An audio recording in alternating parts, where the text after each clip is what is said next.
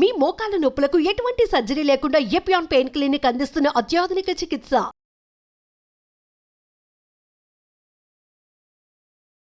Hello viewers, welcome to Suman TV. ప్రస్తుతం మనతో పాటు ఉన్న డాక్టర్ శరత్ చంద్ర గారు. సార్తో మాట్లాడి హెల్త్ గురించి మరికొన్ని అప్డేట్స్ తెలుసుకుందాం. నమస్తే సార్. హలో అండి, నమస్తే. అంటే నేను విన్నంత వరకు కడుపులో నొప్పి లేకపోతే ఛాతీ దగ్గర నొప్పి వస్తుంది, కొంతవరకు ఏంటంటే మనకి డొక్కులో నొప్పి అంటూ ఉంటారు కదా. సో ఈ లాంగ్వేజ్ వాడినప్పుడు నాకేమనిపిస్తుంది అంటే నిజంగా అసలు గ్యాస్లో ఇన్ని ప్రాబ్లమ్స్ ఉంటాయా? నాకు తెలిసి మనకి బేవరింపు లాంటివి వచ్చినప్పుడే ఓకే నీ గ్యాస్ అనేది ఫామ్ అయింది అని నాకు తెలుసు.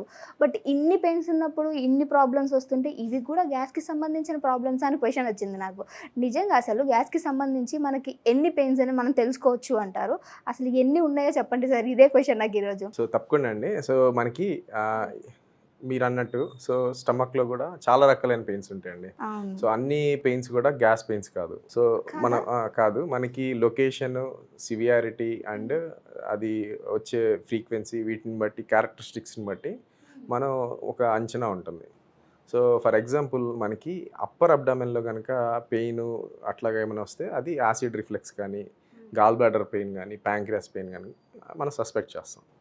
సో అదే మనకి లోవర్ అబ్డామెన్లో కనుక పెయిన్ వస్తే యూజువల్గా ఐబిఎస్, ఇరిటబుల్ బౌల్ సిండ్రోమ్ అని, యూరినరీ ఇన్ఫెక్షన్స్, లేకపోతే కాన్స్టిపేషన్, లేకపోతే స్త్రీలలో అయితే menstrual or uterine ovarian problems, so ఇట్లా సస్పెక్ట్ చేస్తాం. అలాగే రైట్ సైడ్ వస్తే మనకి అప్పర్ అబ్డామెన్లో మీరు అన్నట్టు సో అది గాల్ బ్లాడర్ పెయిన్ అయి ఉండొచ్చు. అదే రైట్ సైడ్ లోవర్ పార్ట్లో వస్తే అది మనకి అపెండిసైటిస్, సో మనకి 24 గంటలు కడుపు నొప్పి అంటూ ఉంటారు. సో ఇలాంటి అయి ఉండొచ్చు. అదే మనకి లెఫ్ట్ సైడ్ కనుక లోవర్ అబ్డామెన్లో వస్తే డైవర్టికులర్ పెయిన్ అని, లేకపోతే కిడ్నీ స్టోన్స్ వల్ల. సో ఇలాగా లొకేషన్ బట్టి మనకి ఒక అంచనా ఉంటుందండి.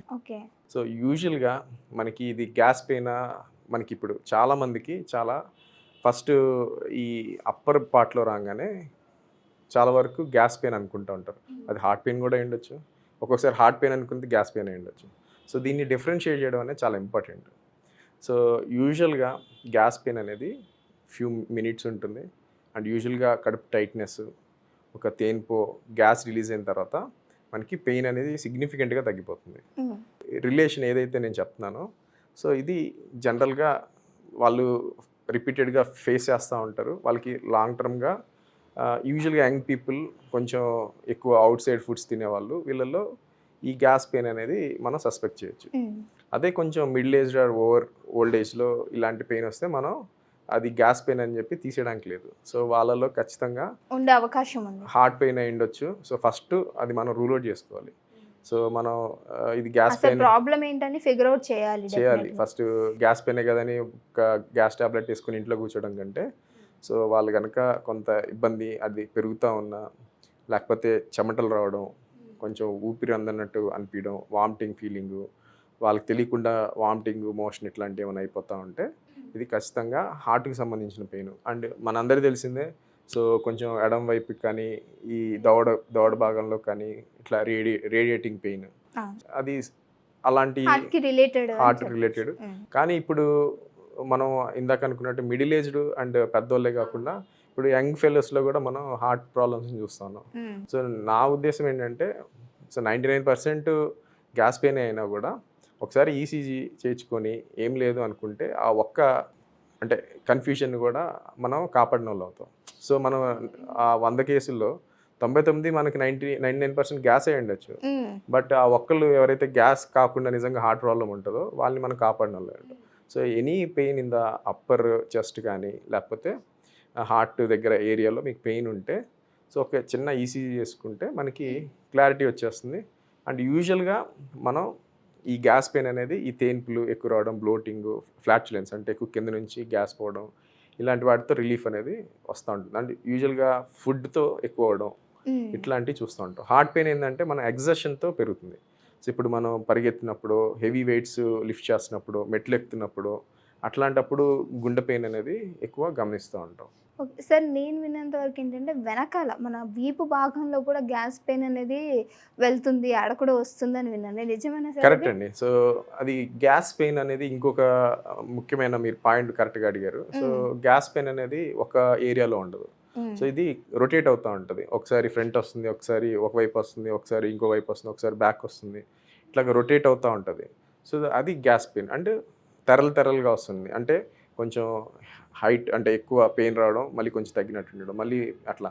సో అట్లాంటి ప్లస్ ఈ ఎక్కువ బర్బ్స్ కానీ గ్యాస్తో కనుక రిలీఫ్ ఉంటే అది గ్యాస్ పెయిన్.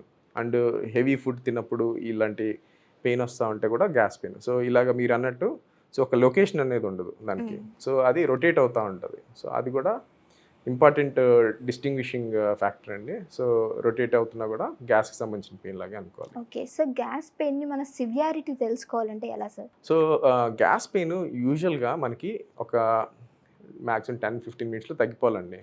సో తగ్గకుండా మనకి 1 అవర్ 2 అవర్స్ అయినా కూడా అంతే పెయిన్ ఉన్నా, సివియారిటీ పెరుగుతూ ఉన్నా మనం ఖచ్చితంగా వీ హ్యావ్ టు ఎవాల్యుయేట్ అండి. సో అది గ్యాస్ పెయిన్ అయి ఉండొచ్చు, దాంతోపాటు ఇంకేమైనా ప్రాబ్లమ్స్ ఉన్నాయి కూడా మనం ఖచ్చితంగా ఎవాల్యుయేట్ చేయించుకోవాలి. సో యూజువల్గా షార్ట్ లాస్టింగ్ ఉంటుందండి. సో అది చెప్పాను కదా, ఒక 15 మినిట్స్ మ్యాక్సిమం హాఫ్ అన్ అవర్లో తగ్గిపోవాలి. సో పర్సిస్టెంట్గా ఉందంటే మాత్రం మనకి అది గ్యాస్ పెయిన్ ఇంకేదైనా ఉంది. ఇప్పుడు ఫర్ ఎగ్జాంపుల్ ఇక్కడ మనకి right side gall bladder pain చెప్పాలనుకోండి. సో మనకి గాల్ బ్లాడర్ పెయిన్ అనేది రైట్ సైడ్ రిబ్ కేజ్ కింద ఉంటుంది. అది షార్ప్ షూటింగ్ పెయిన్ అండి. మనకి ఈ షోల్డర్కి రేడియేట్ అవుతుంది, షోల్డర్ బ్లేడ్ దగ్గరికి రేడియేట్ అవుతుంది. సో యూజువల్గా half an hour to 45 minutes వాళ్ళు కంపల్సరీ ఆ పెయిన్ భరించలేక ఎమర్జెన్సీకి వెళ్తూ ఉంటారు. యూజువల్గా fatty food, oily food, especially night times చూస్తూ ఉంటాం. సో ఇలాంటి పెయిన్ వస్తే మనం గాల్ బ్లాడర్ అనేది ఒకటి మైండ్లో పెట్టుకోవాలి. అదే మనకి ఈ రైట్ లోవర్ అబ్డామెన్లో కనుక సివియర్ పెయిన్ ఉంటే అది అపెండిసైటిస్ పెయిన్గా మనం గుర్తించాలి. అపెండిసైటిస్కి ఇంకా క్లాసికల్ ఫైండింగ్ ఏంటంటే వాళ్ళకి ఆకలి ఉండదు. సో మనకి ఆకలి తగ్గిపోయి సివియర్ పెయిన్ ఉంది అంటే అది అపెండిసైటిస్ అయి ఉండొచ్చు. సో అది ఒక మనకి ఆకలి కాదనమాట అపెండిసైటిస్ అంటే. అలాగే మనకి కిడ్నీలో రాళ్ళ వల్ల పెయిన్ అనుకోండి. సో వాళ్ళకి మూత్రంలో మంట కానీ, మూత్రంలో బ్లడ్ పోవడం కానీ అట్లాంటి సిమ్టమ్స్ అనేవి చెప్తూ ఉంటారు. సో మనకి అసోసియేటెడ్ సిమ్టమ్స్ అంటే ఏ సిస్టమ్ ఎఫెక్ట్ అయిందో అనేది మనకి అర్థమైపోతుంది. అపెండిక్స్ అయితే ఆకలి తగ్గిపోవడం, గాల్ బ్లాడర్ అంటే ఫ్యాటీ ఫుడ్ తిన్నప్పుడు వీపులోకి రేడియేట్ అవ్వడం, యూరిన్ బాడీలో ఎక్కడైనా సరే అది తిరుగుతూ ఉంటుంది గ్యాస్ అనేది. సో ఇట్లాగా డిఫరెంట్ కారణాల వల్ల పెయిన్ వస్తూ ఉంటుంది. సో ఈ గ్యాస్ పెయిన్ కాకుండా ఇలాంటివి కూడా ఉంటాయి. సో అన్ని పెయిన్లు గ్యాస్ కాదు, వేరే అన్నీ కూడా మనం గ్యాస్ లాగా ట్రీట్ చేయకుండా సో ప్రాబబ్లీ మనం ఇలాంటి పెయిన్స్ కనుక half an hour to 45 minutes కంటే ఎక్కువ ఉంటే తప్పకుండా డాక్టర్ దగ్గరికి వెళ్ళి ఎవాల్యుయేట్ చేసుకోవడం మంచిది. ఓకే సార్, చాలా చక్కటి ఇన్ఫర్మేషన్ అందించారు. చూసారు కదా, మనకి గ్యాస్ పెయిన్స్ అనేవి అది చాలా రకాలుగా ఉంటుంది. ఒకసారి మనకు అలా ఏమైనా అటాక్ అయితే ఖచ్చితంగా డాక్టర్ని కన్సల్ట్ అవ్వాలి. Thank you sir. నమస్తే.